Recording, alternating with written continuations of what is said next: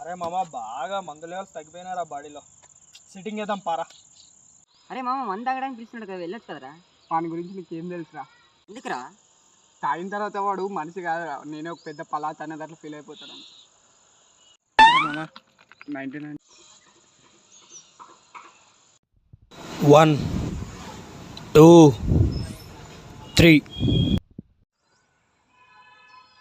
అరే మామ మా ఊర్లో రా నన్ను ఎదిరించే మగాడు ఇంతవరకు ఎవడో లేడరు. అసలు అసలు 100 మందిని ఇట్లా తనుకుని పోతుందంటే.